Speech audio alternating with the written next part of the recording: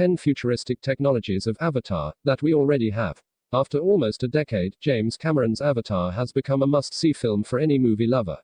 Being the highest-grossing movie of all time and winner of 3 Oscars, the success of Avatar allowed it to have 4 more sequels coming over the next few years. Beyond its revolutionary technical aspects, the film generated a popular interest for the amazing technological and natural elements that are described in the history of 2 worlds, the Earth and Pandora. 10 Exopack oxygen filtering device. Scientific details in the plot of Avatar state that Pandora's atmosphere contains large amounts of carbon dioxide and hydrogen sulfide.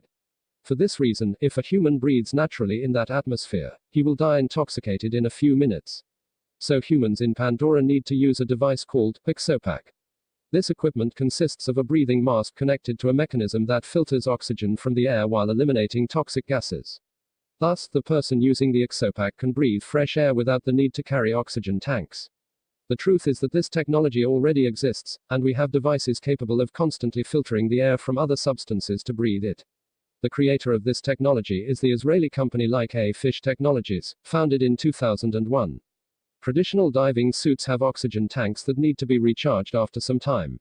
So Like A Fish Technologies created an underwater breathing system without tanks, which directly extracts the air dispersed in the seawater. Such air represents 2% of the total volume of the water body, so the device works continuously for as long as its batteries last. 9 giant robotic vehicles. To perform mining operations on Pandora, Avatar describes that humans use unmanned vehicles with the height of a small building and telecontrolled by an operator. From excavators to dump trucks, these vehicles are very similar to the huge mining trucks currently used in large mines.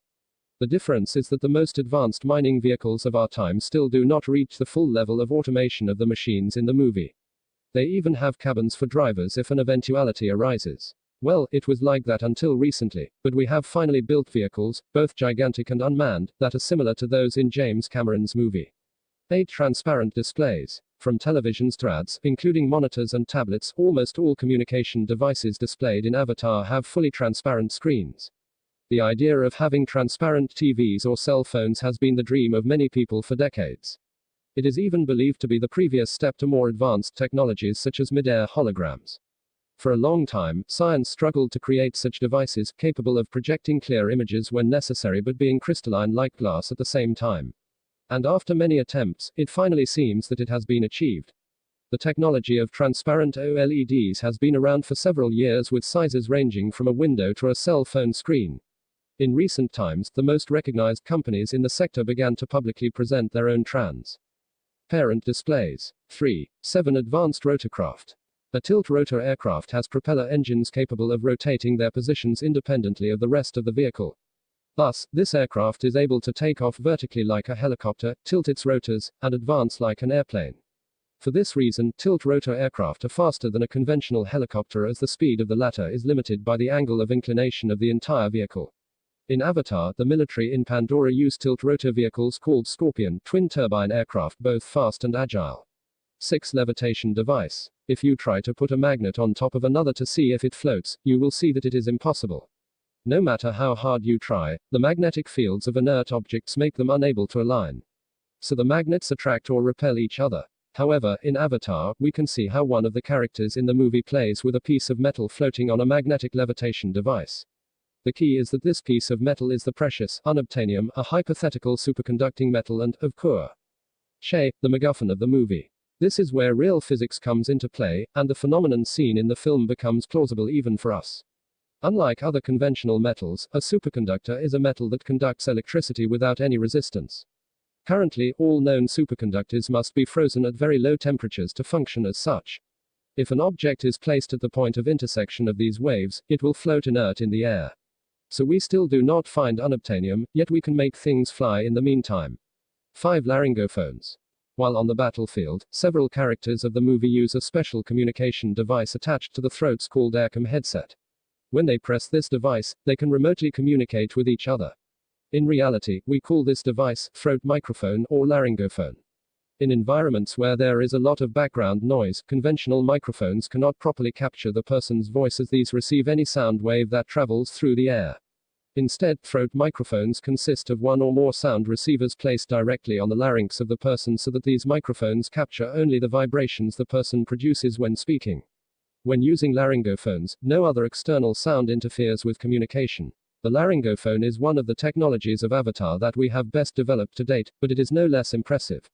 4 giant manned robots. Undoubtedly, AMP suits are among the most iconic technologies of Avatar. These advanced vehicles are giant manned robots driven by soldiers to use heavy weapons and carry large objects. Being 4 meters, 13 feet tall, an AMP suit can handle weapons such as handheld cannons, flamethrowers, and giant knives. It is understandable that we do not believe this type of machine exists today. We usually do not see a giant robot walking down the street. But incredibly, science has already created the AMP suit, and the result seems straight out of a high-budget movie. According to the company itself, future uses of the method robot will range from rescue missions to military operations. It has even been proposed that these robots could be used to patrol the border between the 2 Koreas. 3 handheld super flamethrowers. Flamethrowers have been widely used over time by civilians and the military. The Nazis used them, Russians used them, even farmers used them. According to Avatar, soldiers on other planets will also continue to use them. In the final battle of the movie, human soldiers use powerful flamethrowers to make the way through the dense jungle of Pandora. These super flamethrowers are capable of covering great distances with the scorching jets of flame. The best part is that they are portable. Pressurized fuel is stored directly inside the lightweight casing of the device, so it is not necessary to carry extra fuel tanks like a conventional flamethrower. If this technology seems a bit advanced for our time, well, we already have it too. The most interesting thing is that both flamethrowers are commercial products created for civilian use. In fact, flamethrowers are generally prohibited for military use. So, if Pandora really exists, it should be more worried about civilians with flamethrowers than about soldiers. 2 suborbital aircraft. The film shows that after arriving at Pandora, humans descend from their orbiting interstellar spacecraft to the moon's surface by using a suborbital vehicle CA-LLED Valkyrie. This aircraft has the ability to fly into outer space and re-enter the atmosphere in one piece. Although our classic space shuttles look similar to the Valkyrie, the former relied on external rockets and single-use parts to propel themselves into space. Instead, the Valkyrie propels by itself. This does not mean that we do not have the technology of suborbital aircraft.